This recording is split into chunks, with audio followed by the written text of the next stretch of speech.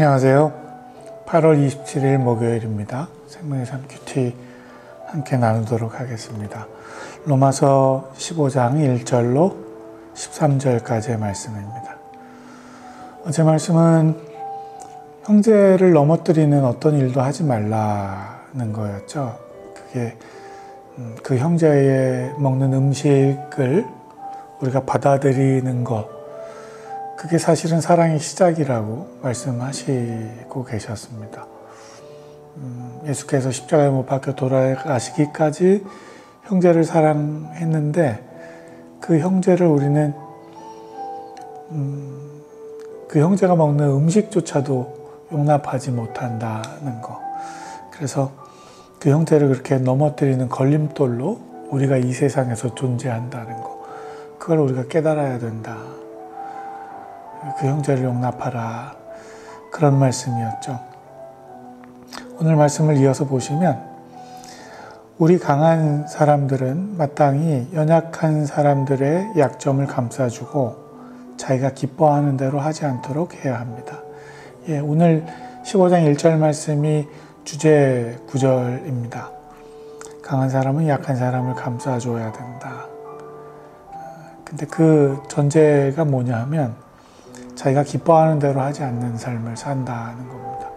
그러니까 강한 사람이 자신이 강하기 때문에 주장하는 것, 강하기 때문에 무의식적으로 약한 사람들에게 군림하는 것, 사실은 그 기반에 자신이 기뻐하고 좋아하는 일들이 우선되기 때문에 일어나는 일들일 수 있잖아요. 근데 그 자기가 기뻐하는 대로 하지 않는 거, 이건 그저 내가 기뻐하는 일을 멀리해야 된다라는 의미라기보다는 다른 사람들이 기뻐하고 즐거워하는 일들을 살피라는 의미가 되겠죠.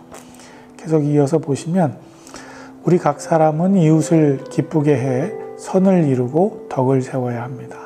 그래서 자기가 기뻐하는 대로 하지 않고 이웃을 기쁘게 하는데 선을 이루고 덕을 세워야 한다. 그리스도께서도 자기를 기쁘게 하지 않으셨습니다. 기록되기를 주를 욕하는 사람들의 그 욕이 내게 미쳤다라고 한 것과 같습니다. 자기를 기뻐하는 대로 하지 않고 이웃을 기쁘게 선을 이루고 덕을 세우는 삶, 그건 그리스도께서 먼저 하신 삶이라고 이야기합니다. 주께서 이 땅 가운데 오셔서 우리를 위해서 베푸신 은혜와 그 사랑, 그걸 이야기합니다.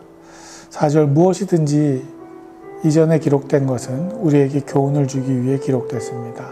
이는 우리로 하여금 성경이 주는 인내와 위로로 인해 소망을 품게 하려는 것입니다.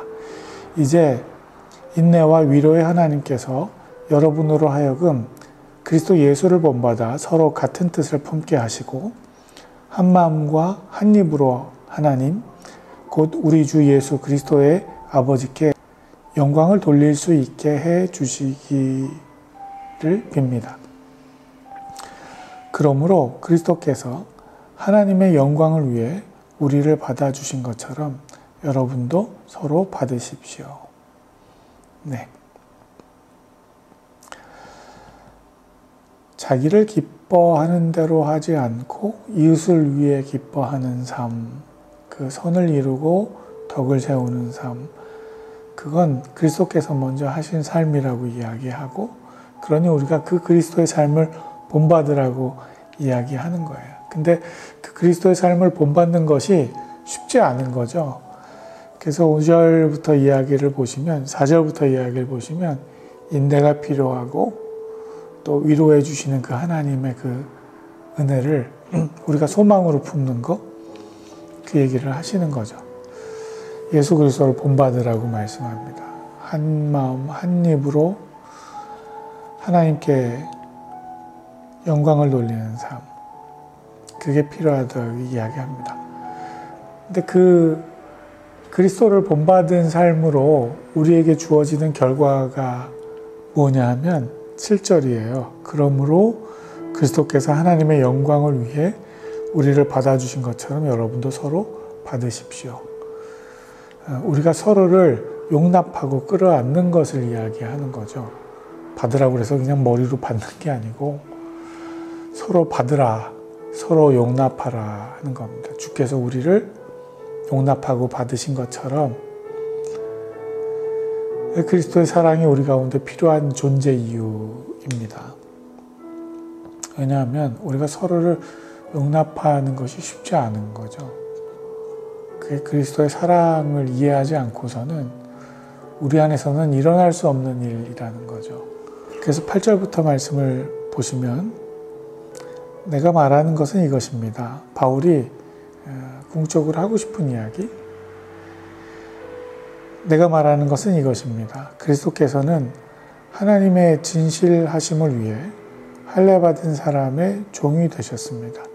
이는 조상에게 주신 약속들을 확증하시고 이방 사람들도 그 긍휼하심을 받아 하나님께 영광 돌리게 하시려는 것입니다. 기록되기를 그러므로 내가 이방 사람들 가운데서 주께 찬양을 드리며 주의 이름을 찬송합니다. 라고 한 것과 같습니다.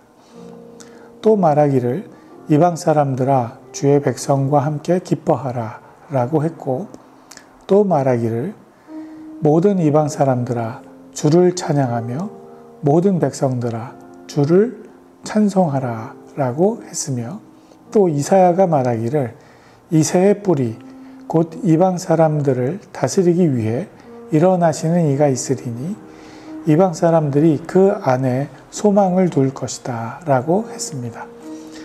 이제 소망의 하나님께서 여러분의 믿음 생활 가운데 모든 기쁨과 평강을 충만하게 하셔서 성령의 능력으로 소망이 흘러 넘치게 하시기를 빕니다. 네, 바울이 말하고 싶은 건 그리스도의 사랑을 우리가 서로 받는 것, 서로 용납하고 그 사랑을 우리가 서로 실천하는 것. 그걸 그리스도께서 먼저 할례받은 자들의 종이 되시면서 본되어 보여주셨다는 거죠. 이스라엘 그 율법을 따르는 자들의 그 율법을 따라 그리스도께서 십자가를 지시는 사건을 말하시는 거죠. 그리고 그것이 성경에서 이야기한 예언을 이루어내는 그 약속을 확증하는 일이었다고. 그리고 바로 이 일을 통해서 이스라엘 백성들의 그 율법을 순종하고 십자가를 지시는 그 일을 통해서 이스라엘 백성들뿐만 아니라 이방 사람들까지도 그리스도의 그 하나님의 긍휼 안으로 은혜 안으로 함께 끌어안으시는 일들이 일어났다는 거. 이게 참 놀라운 일인 거잖아요. 그 서로를 받아내고 용납하는 이 일이 바로 예수 그리스도의 삶 가운데서 이루어지고 있었다는 것을 이야기하는 겁니다. 그래서 우리 안에서도 그 소망을 품으라는 거죠. 우리의 삶의 범주 안에서는 일어날 수 없는 일, 그러나 그리스도의 말씀을 따르고 순종하는 일을 통해서 하나님께서 그 율법 안에 갇혀 계시지 않고 이웃을 사랑하고 이방 민족들을 그리스도의 은혜 가운데 은혜를 누릴 수 있도록 하시는 그 사건, 그게 우리의 삶 가운데서 일어날 수 있다는 것. 그 기본이 내가 기뻐하는 삶을 살지 않는 것을 다짐하는 일로부터 시작된다고 오늘 본문은 이야기합니다. 그래서 오늘 우리가 내가 기뻐하는 대로 하지 않는 삶, 기쁨을 배제하자는 의미가 아니고 우리 이웃들이 주변의 지인들이 기뻐하는 삶은 무엇일까를 우리가 먼저 고민해 보는 것, 먼저 생각해 보는 것, 그런 소소한 적용의 기준을 한번 세워보시고 이웃을 기쁘게 하는 내가 이루어낼 수 있는 선은 무엇인지, 내가 쌓을 수 있는 덕은 무엇인지 한번 고민해 보시는 오늘 하루가 되실 수 있기를 바랍니다. 그게 바로 그리스도를 본받는 삶이라고 주께서 말씀하시니 그렇게 우리의 삶을 통해서 그리스도를 본받는 그런 오늘 하루 되실 수 있기를 바랍니다. 다행히 태풍이 잠잠히 그런 대로 많은 피해 없이 지나간 것 같아요. 많은 분들이 함께 걱정해 주시고 또 기도해 주시고 해서 하나님께서 우리의 마음을 또 긍휼히 여기셨다고 생각합니다. 더불어서 코로나 이 상황도 우리가 하나님 앞에 부복하고 또 우리의 잘못을 회개하고 용서를 구하는, 특별히 이 땅 가운데 교회로서의 그 본질을 지키지 못하고 있는 일들에 대해서 회개하는 시간이 될 수 있기를 바라고, 또 그런 과정들을 통해서 그리스도의 몸된 교회가 새롭게 회복되는 그런 시간이 될 수 있기를 바랍니다. 이런 모든 과정들이 이웃을 기뻐하도록 이웃의 기쁨을 찾는 과정이라고 생각이 돼요. 여기같이 그렇게 기도하실 수 있는 하루, 그런 오늘 될 수 있기를 바랍니다.